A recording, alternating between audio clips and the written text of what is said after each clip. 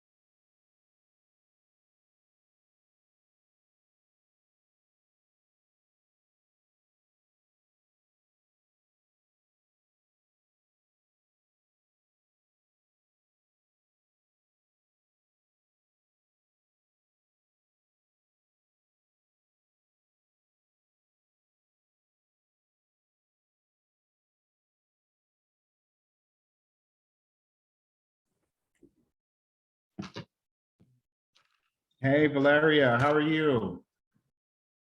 I'm gonna stop the recording for a minute. Oh, I can't. Josh, can you make me co-host? And also pause it.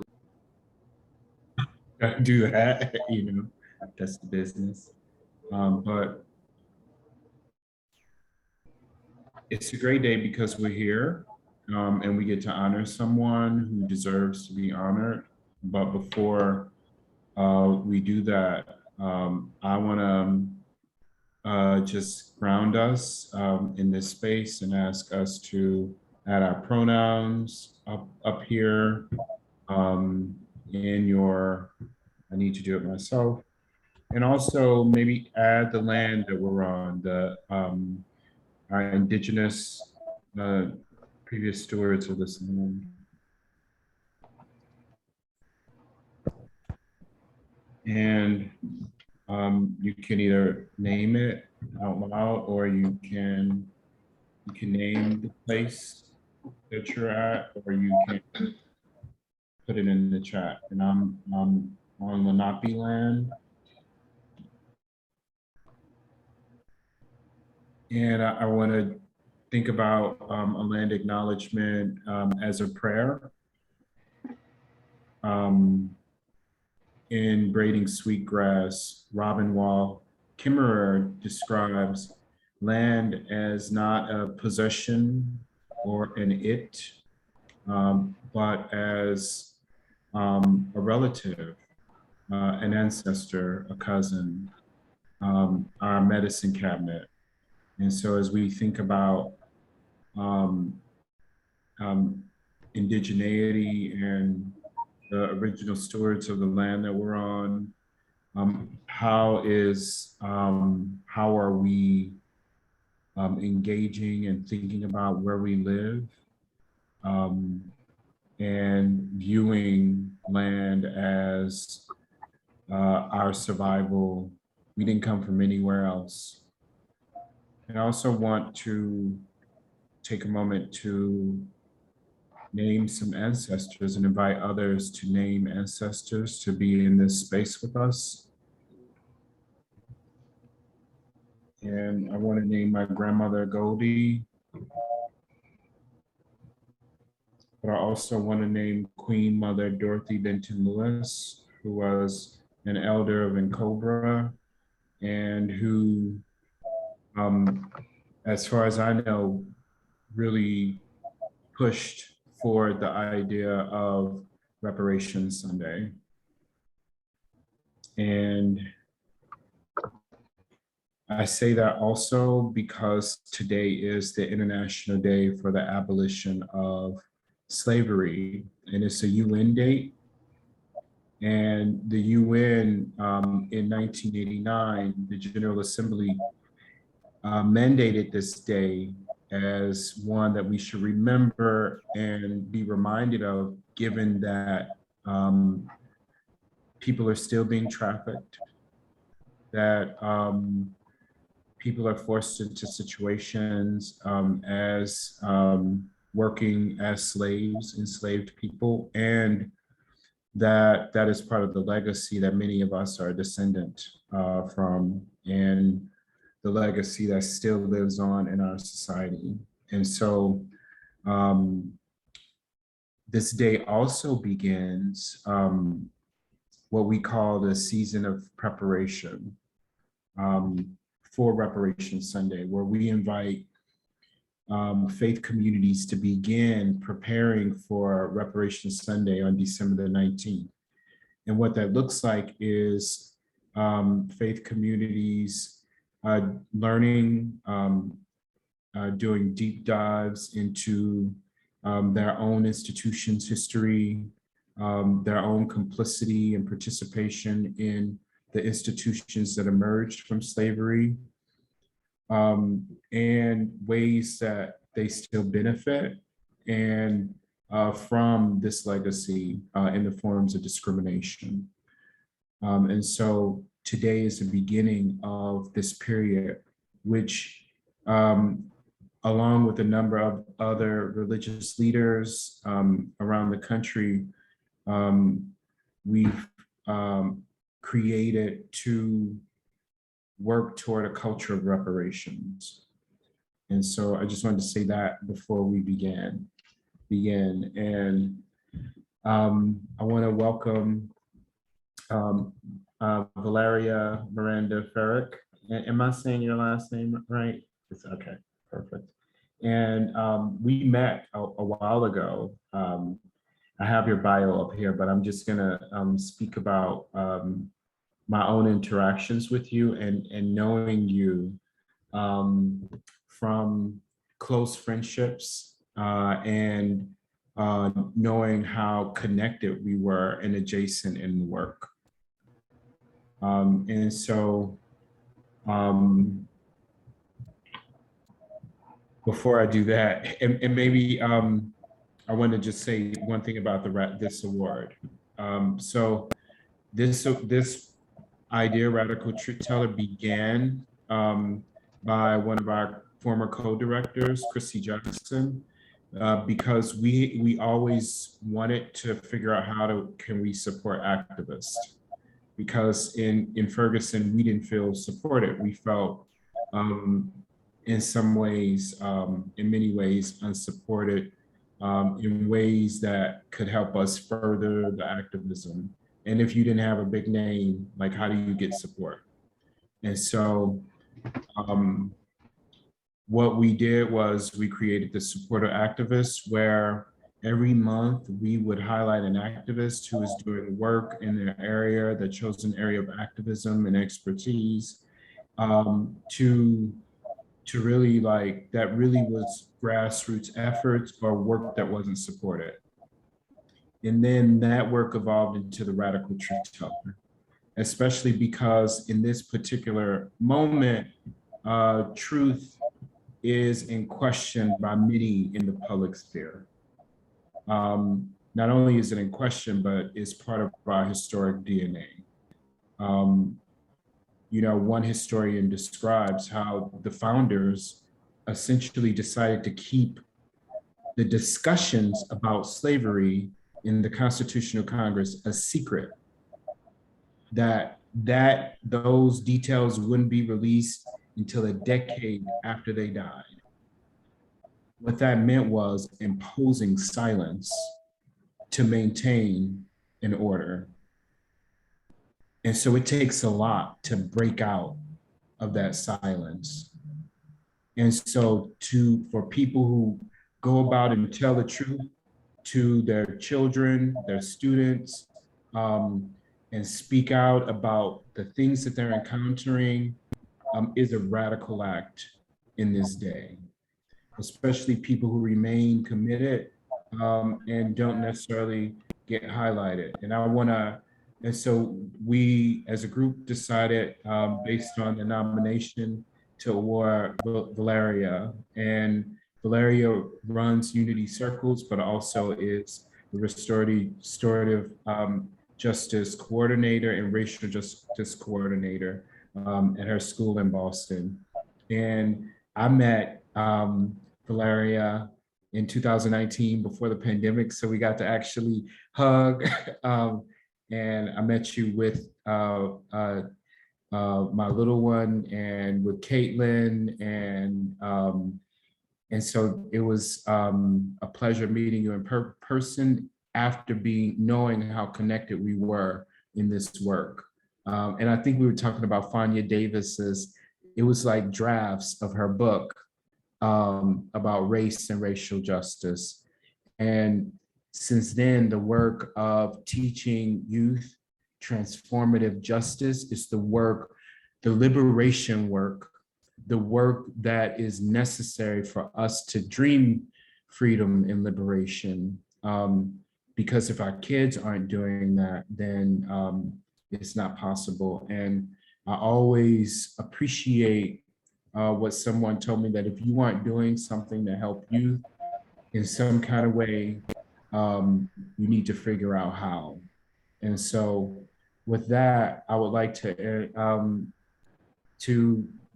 honor you, Valleria, and invite you to share a little bit about you and your work. And real quick, maybe we can go around and introduce ourselves, because this is part of the Truth Telling family and Grassroots Reparations Campaign. And this is essentially what we're doing, and how we want to begin being connected with you as well. And so maybe just a really quick intro for everybody, and then we want to hear from you, Valleria.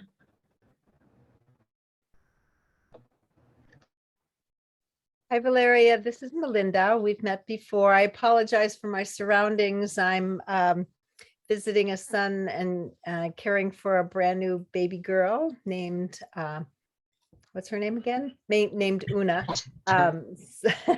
Zoom too long today. We haven't done a lot of sleep. I'm doing a lot of cooking and caring and working like crazy. And little tired, but it's wonderful to meet you. I serve as the co-director for the Truth Telling Project, one of the co-directors. And my background, very briefly, is in university setting, teaching in gender and women's studies with a focus on sustainability, indigenous cultures, and peace studies.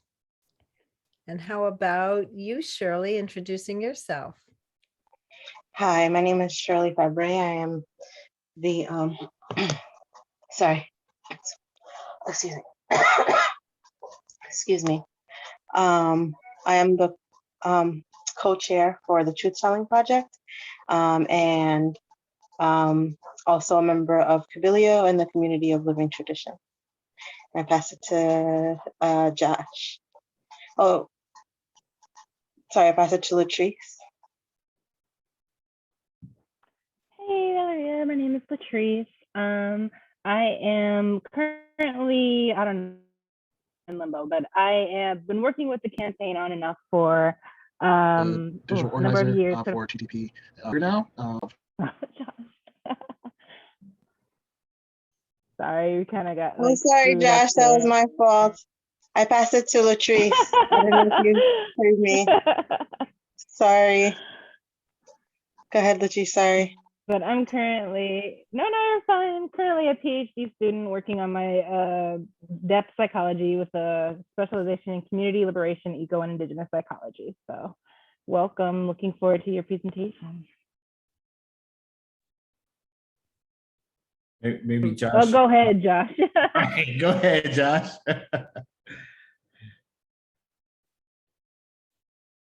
Okay, we have to keep it moving. Caitlin and Jennifer, if you just want to check in, we're just doing introductions so we know who's in the room. So this is, not a big crowd. Hi, everyone. I'm Caitlin. I use she, they. I'm really grateful to be here with all of you. And I get to work with Valleria in Unity Circles on the Unity Circles board. So thank you all very much. I'm listening in. I might not have video on, but thank you. Really grateful to be here.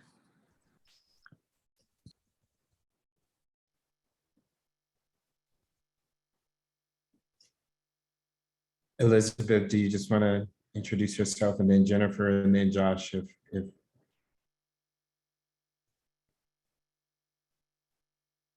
all right. I think we're gonna move on and hear from folks later. And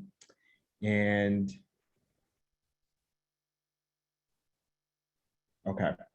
So again, I'm just really honored, and we're all honored to award you with the Radical Truth Teller Award. And just so folks know, that's a gift, a financial gift, and then we raise money for directly for Valleria.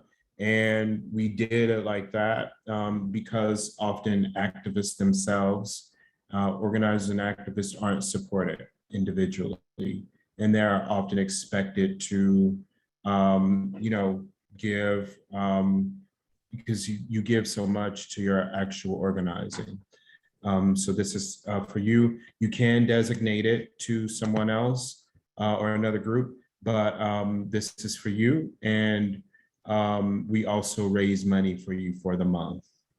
And so we'll be sharing your information and encouraging people to support you in our newsletter and on our social media. And so with that, we're really excited to hear from you and happy to be here with you. Thank you, David. Thank you, everyone. It's a pleasure to meet you all. I put a little presentation together. I asked Caitlin, I'm like, should I just talk or put a presentation? But I put a little PowerPoint. I hope that's okay. So I'm going to share my screen. Oh, can you enable screen share, please? Yeah. Josh or Melinda, can you make Valleria the co-host? I'm on it. Okay, and let me see if I can make you co-host as well. I Okay. can't. Okay. Awesome. Thank you. All right. So I had a check-in with David and Melinda, and they told me some questions that I should answer. And so the first question was, who am I? And I feel like that's a complicated question. I'm always kind of stuck around like, who am I? Or just kind of just, I don't know, it's just a complicated question that I sit with. And so I created this little diagram. I'm a complex person, right? Oh, let's go back one. I'm a woman, Afro-Latina, I'm a sister, I'm a humble servant, first generation, I'm a messenger, educator, activist, I'm a daughter, I'm a warrior, I'm a healer, truth teller. I think of my work as a garden, right? I was talking to my colleagues today and I said, I just plant seeds. I plant seeds and I water them, but I can't control how they'll grow, right? So I consider myself a gardener, a visionary, a wife, Brazilian, and I'm my ancestors' dream. I'm a troublemaker, right? Because I tell the truth, because I make people upset, because I speak the truth.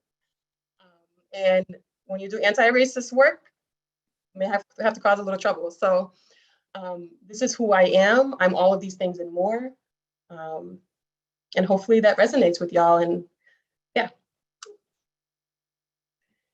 The next question I got was, what inspires me? And I think the first thought for me is this philosophy of Ubuntu.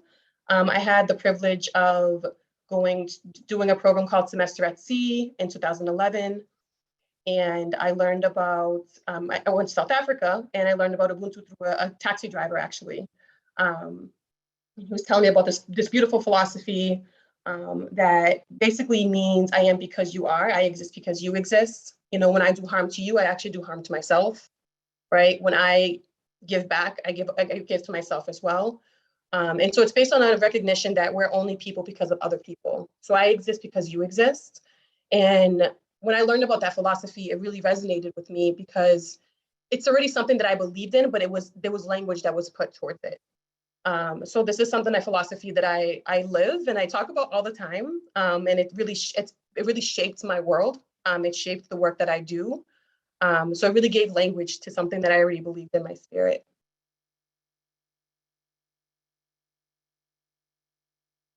And another philosophy that I learned and also believed in my spirit, but was put language towards it, was this idea of 7 generations back and 7 generations forward. And this came from my teachers were Harold and Phil Gattensby, Native elders from the Tlingit Carcross Nation out of the Yukon region of what is now known as Canada. And so Harold's on the left, Phil is on the right. And amazing teachers, and they talked about the importance of all living beings, including land, and that we need to, everything that we do, all the decisions we make day to day, have to consider our ancestors, right? And they also have to consider 7 generations forward. And so for me, that means tremendous, like that means so much to me, because that's how I walk every day, right? And so every day I'm trying to heal the wounds and the ancestral trauma from my ancestors, knowing that not only will I benefit from it, but my ancestors can heal, and also my children will heal, and my future generations will heal. And also this is why I do the work, right? I know that if I don't do the work, then my children and my grandchildren, my great-grandchildren will not live in a more just world. Their world will either be as difficult or more difficult, right? And so these 2 philosophies of like Ubuntu, which comes from the Zulu people of South Africa, and this 7 generations forward and back. I know this is a philosophy that many Indigenous folks embody in North America, but I specifically learned this from the Tlingit Nation. And these are the 2 kind of philosophies that really ground me as a human being, right? In the way that I walk day to day, and also in the work that I do in schools and my work, paid and unpaid. So I want to talk to you a little bit about my evolution into this work and the journey. And I shared a little bit back in 2011. Doing that program, Semester at Sea, really opened up my eyes. It allowed me to see outside of Boston, outside of Massachusetts, outside of the United States. It allowed me to see the ugliness of our country, and it allowed me to see the truth of, and so it allowed me to see outside of what I was being taught in schools. And so that really lit a fire in me that allowed me to begin to imagine something different. And so when I came back from my program in semester at sea, I came back in the fall of 2011, and I felt really motivated to just make a change. I didn't know what that was. And in 2012, I learned about restorative justice through a course at UMass Boston, and I learned about circle keeping. And it really, again, those two, the philosophy of restorative justice and the philosophy of circle practice really resonated with my heart and spirit. So I pitched an idea to a random school to do circles, and they accepted the invitation. And from there, I started doing circles in the school, the Timothy Middle School. This is probably my first year working there in 2012, with young people, 6th, 7th, and 8th graders. And I saw the healing power of circles. Young people did not have these opportunities to connect with one another. They did not have the opportunity to talk about their experience living in Boston. They did not have the opportunity to talk about real issues that they experience, right?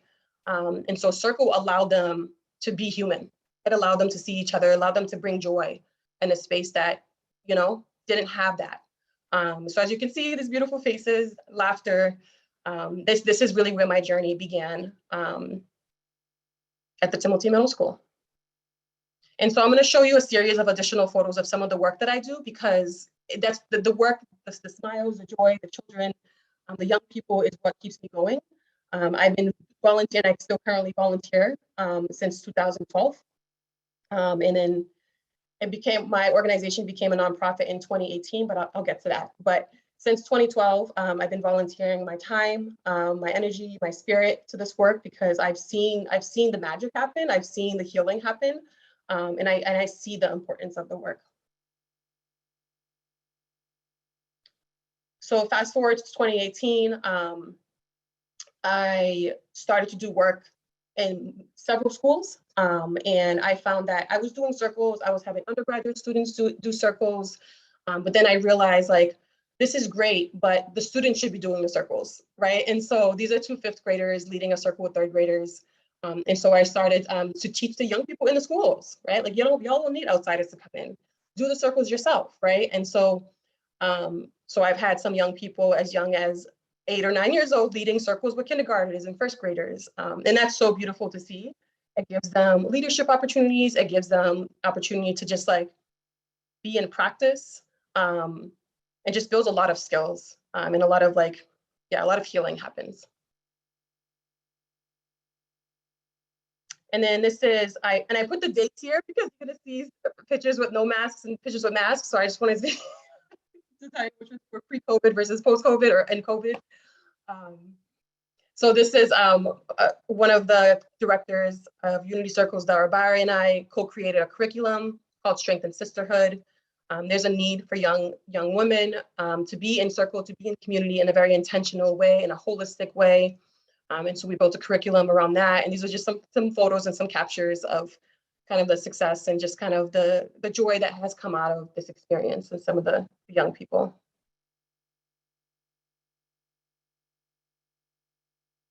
And this is 2019. And so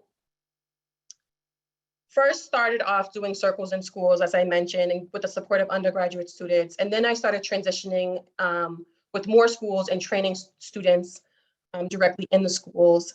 And then, I established a nonprofit in 2018 and was able to recruit some beautiful board members that have been so supportive in my journey and has really supported the organization to thrive and to just like evolve, I guess.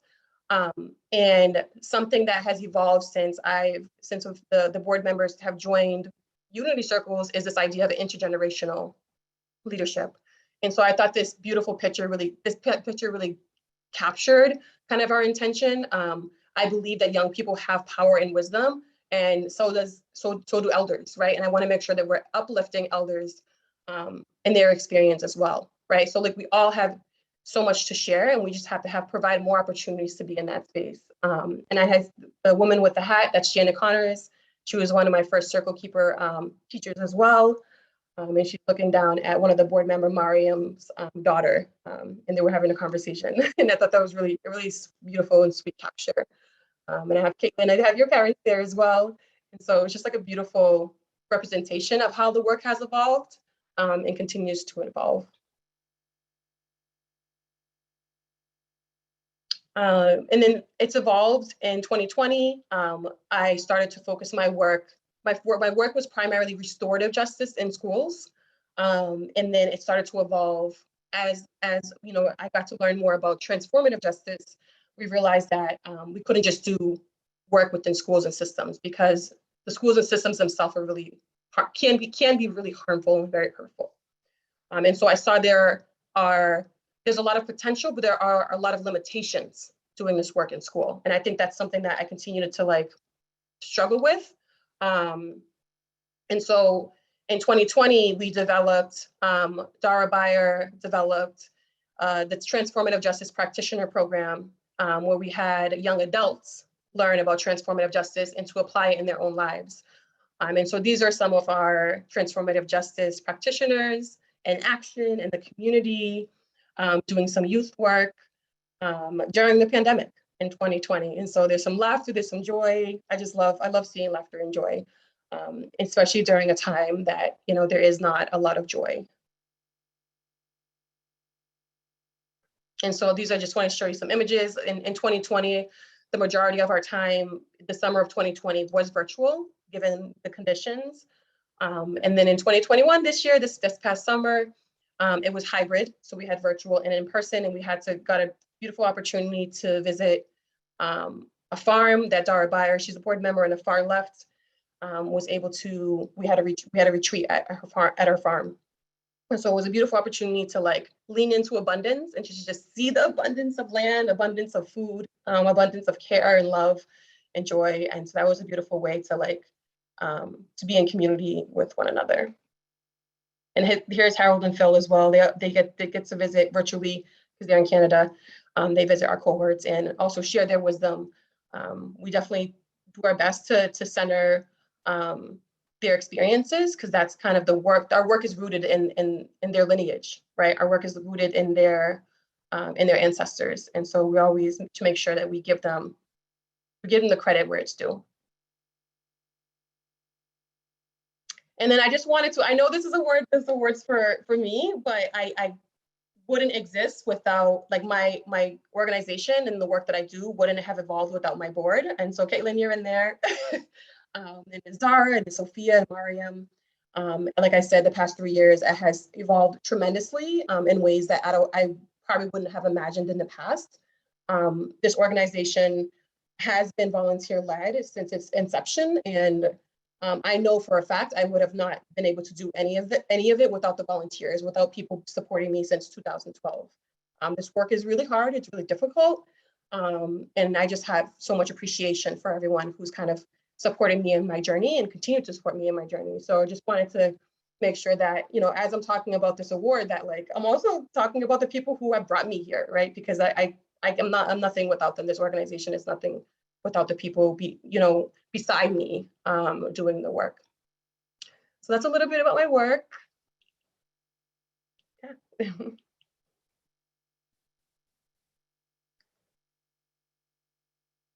Word, ashe, ashe, ashe. That was so dope, because I was just like,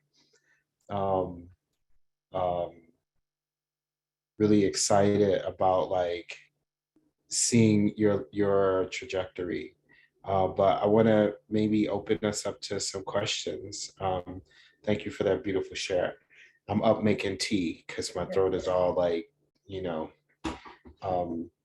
but would love to open up for some questions. I have some as well. And thank you so much for the share. I have a question about the state of education today, having lived my entire life in the classroom, from grades K through grad school. And without getting into a really downer conversation about critical race theory and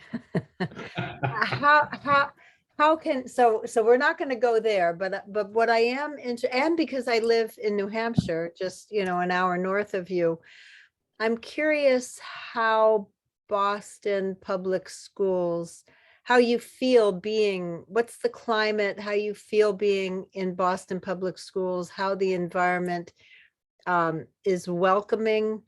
It looks like it is welcoming the work that you're doing. And then I guess another sub question of that is, are you able to connect with like Wheelock College or BU, you know, any of the universities in the area and teacher education programs? That was a big question, but you Yeah. can take any part of that. Yeah, no, for sure. Boston Public Schools is fully embracing the work, anti-racism work. They've made statements about it. They have circulars around it. And there's like very zero tolerance, really, around racism, around discrimination. So they have circulars and policies around it, I'll say that, which is one thing, it's a technical thing, right? And I will say that I can't speak for other schools. I think because we have over 100 schools, I'm not sure how other schools are really doing the work, right? Because it's one thing to say you're doing the work and it's another thing to actually do it. But the school that I'm currently at is doing the work, right? I'm leading the work. I do restorative justice through an anti-racist lens at the Frederick Pilot Middle School, and be clear, intersectional anti-racism, right? When we talk about anti-racism, we're talking about LGBTQ rights, we're talking about disability rights, right? We're talking about immigrant rights, right? We're talking about all these social justice themes through an anti-racist lens, right? Not in separation, but in conjunction. And through that work, it has deepened people's understanding of restorative justice, right? And desire to engage in restorative justice because there's meaning behind it. And so I think in both of them together it has really, it's really supported me in doing my work in its full self. Is it easy? Absolutely not. It's tiresome, it's hard, but the leadership is fully embracing it. The leadership is living the work and is doing everything in her power to make sure that it lives on, it thrives, and we're pushing through. So I think like I said, I feel very privileged, very grateful to be in a school where they're like, this is the work we're doing, and if you are not for it, there's the door. Like, so it's really beautiful, and I know that's a rarity. And then to your point around, I think you said like teacher, like, can you ask a question again around like Wheelock and? Yeah, are you interfacing in any way with any of the education programs in Boston such that teachers, pre-service teachers are having opportunities to learn firsthand about restorative justice circles? Yeah, not so much. I've had some universities contact me for some like trainings here and there, but not extensively. I think, to be frank, my work has evolved and my interest has evolved to do more community work. And so I do get requests around institutions, and I find that it's very complicated. And obviously community work is complicated as well, but there's less limitations, if that makes sense. There's a lot of limitations with universities. Sure. And I think that from my experience, a lot of institutions who want to adopt the work do it because it's like it's a thing that people are talking about, and it's like something that makes them look good rather than like a real commitment. And I'm not for that, right? Like, I'm like, if you're gonna do it, let's do it right. I'm not here to just give you a certificate, right? Or just like make you look good.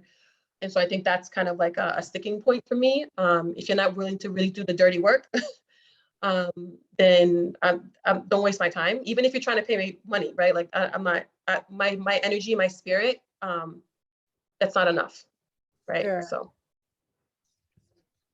Thanks. Where, you know, I have a question if Want to give other folks a chance to talk. But I'm curious about like how you see restorative justice and transitional justice meeting, and particularly like as the decision was made to support to focus on training youth transformative justice. And I love to hear about some of the ways that they're using that work, and thinking about it. And you know, just the bigger context is we kind of started talking about this, but like, you know, Boston is doing a transitional justice process right now around prosecutorial misconduct, and everybody is, you know, really excited about truth and reconciliation, but not about the processes that actually make it work, right? Which were taught to the world by Bishop Tutu, right? When Ubuntu as a concept was like, you know, became elevated in our consciousness, like generally speaking. So I'm interested in, because I see, like, you know, I'm seeing like not just the utility but the necessity of transitional justice. But I love for you to speak to that. Yeah, so I think, as I shared before, that term is newer to me, and I'm not too familiar with kind of the work that Boston is doing around transitional justice. But from what I've heard from you and from what I've kind of read, it sounds very much aligned, right? I feel like restorative justice will help us get into that framing. Oh, and my mistake, I meant to, I was only bringing up transitional justice as context for how I'm thinking about how your youth are engaging in transformative justice. Oh, got it. Thank you. I'm like, oh, okay. So how are they engaging in transformative justice? Right. Yeah. Oh my goodness. So the transition between, like, you know, like naming it transformative justice, and you know what I mean, and know that space, right, between restorative and transitional justice. Oh, got it.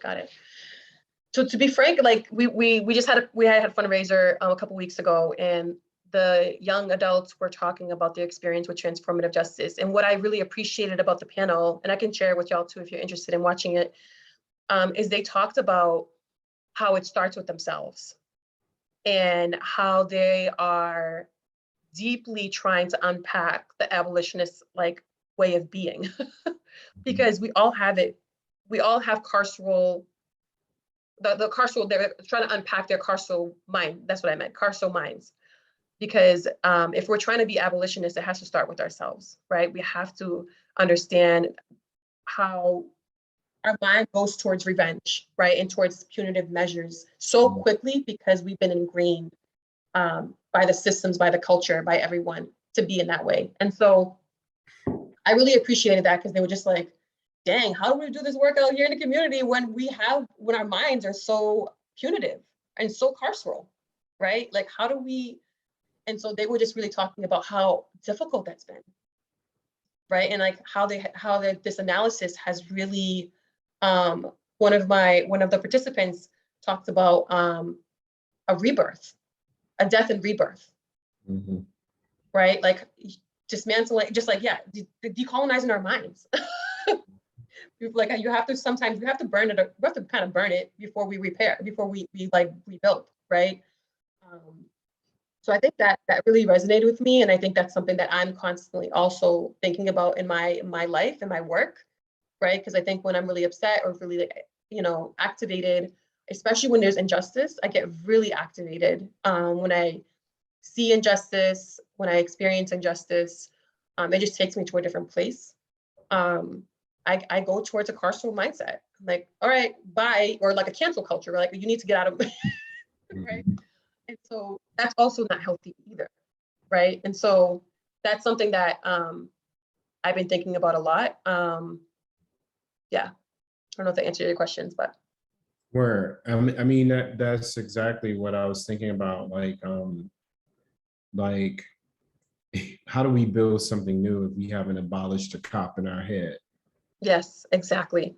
And we wonder like why we get conservative policies that our own people, like we need more police, we need more, and I grew up right in the crack era of St. Louis with crackheads in my own house. And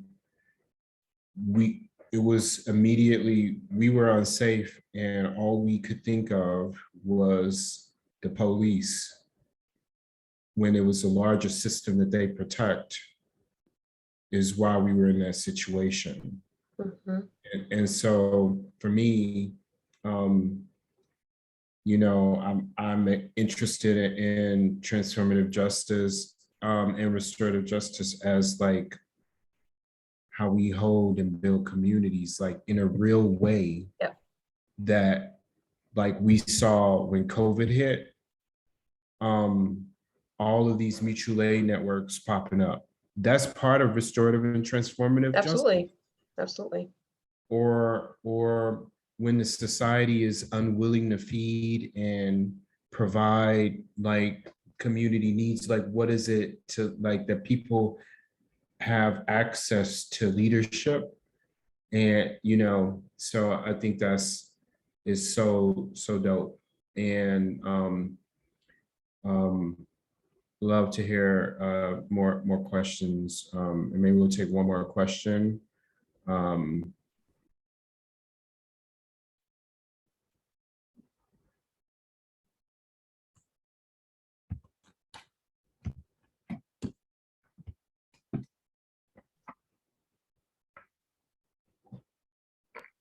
I have a question. I'm kind of curious about like where, I know you said like it's hard work, and it definitely is, and like especially doing this like in school. So like where do you kind of see this work going, or what way do you kind of want to see it transformed? How could it be better, or what can be improved to not necessarily make the work easier, but to bring more people into the fold, I guess, or help people better understand the work that you do?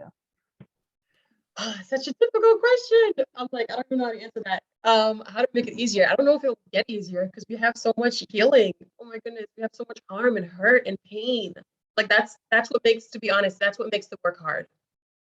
It's like I'm swimming through a thick mud of like just so much generation and generation and generation of pain that we are able to see and not see.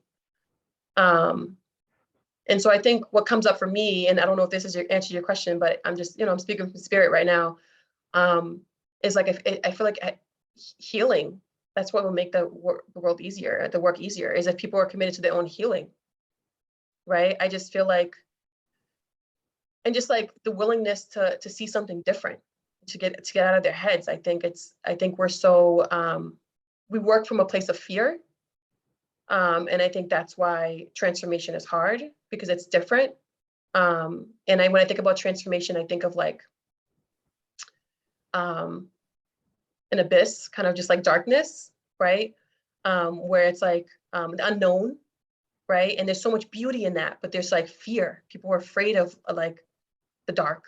People are afraid of, but there's so much beauty in not knowing. There's beauty in darkness. There's beauty in transformation, right? And I think what another kind of analogy that comes up for me that I always use is like the analogy of a butterfly. And the caterpillar, right, has to make their way up to a place to create a cocoon, and they create this cocoon, and they have to be stuck in that cocoon, and they evolve into mush, and then through that mush they evolve into a butterfly. And if you were to cut the cocoon early, before it pushes itself out, the butterfly would never evolve and emerge, because through the process of pressure and pushing itself out, it allows itself to like to develop and evolve and fly. And so through stress, through pressure, right, kind of like a diamond, right? I don't like using that metaphor, but like kind of like that, right? We need to go through conflict. We need to be in that messiness. We need to be uncomfortable. And I think our country, our culture, like a white supremacy characteristic is to avoid conflict, right? And I see that. And I think that's what prevents us from doing the work. Like truly, people are afraid of conflict. People are afraid of the unknown. People are afraid of darkness. People are afraid of transformation. People are just stuck in being comfortable. And that's a dangerous place because comfort, of course, only benefits one group of people, right? Now, or just like a very small group of people. So I think to answer your question in short is like, we need to build a culture of like being comfortable with being uncomfortable. And being okay with being wrong and being okay and being like excited about transformation, right? Excited of the discomfort, excited about the unknown, excited about the evolution. I tell my students, I tell my young people, mess up. That's part of the process, right? You're learning, right? You're gonna make this you made this big mistake or you made this small mistake, and like, congratulations, you've learned a valuable lesson. Now take that and do something with it, rather than like sitting with it and like sitting with the shame. And I think that's what our country does, and that's the criminal justice system, right? We like shame people, and then we make them sit there, and then it becomes a trauma, right? And then people get stuck and stagnant, and they don't grow and evolve.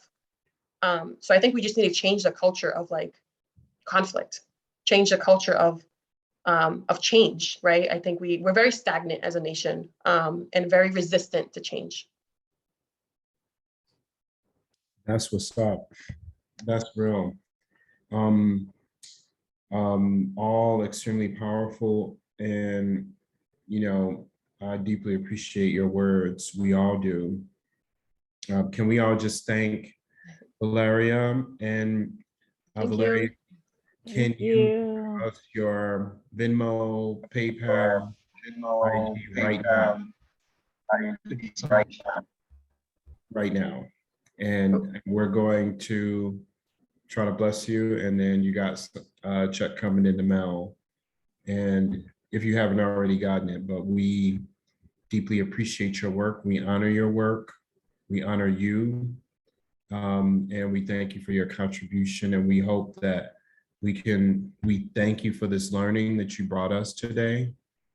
And we hope that we can continue to be in relationship and build deeper relationships, and learn more from you and your students and the learners that you're, stewarding and fostering. So thank you so much. Thank you so much. And so do you want me to add the link in the chat? Yes. So would love to, so I put my fundraising page. I mean, any support, would love to go to an organization. That would mean the world to me. Really trying to make this work more sustainable, as I mentioned. And so yeah, any support, if it can go to there, that would be really appreciated. And I'm donating. And I'd love to get together with you. I'm only an hour away. Oh, and nice. I have some thoughts, but we can talk about it in the days to come. Absolutely. Thank you all so much. It's such an honor. I love the work that you all are doing, and definitely David and Melinda, we have to connect. It's all like aligned. Yeah, it's all good. All right. And Good night, everybody, everyone. please donate before you end your evening. We're so excited, and we're going to be sharing this throughout the month. Okay. Thank you, and can't wait to talk some more. Absolutely. Have a great night, y'all. Have a good night. Bye. Josh, sorry about that. You started to talk, and Latrice was talking at the same time. So. And I realized that as soon as I saw Melinda start talking, I was like, I can't hear Melinda, but I'm talking. So I must be talking over somebody. So I just shut myself down and got reset. It's not a big deal. All right, I'll talk soon. I just think I got to move. We got this live in 15 minutes. I'm getting ready for it. I got to get on it easy. Getting ready for it. All right, talk soon. All right, word.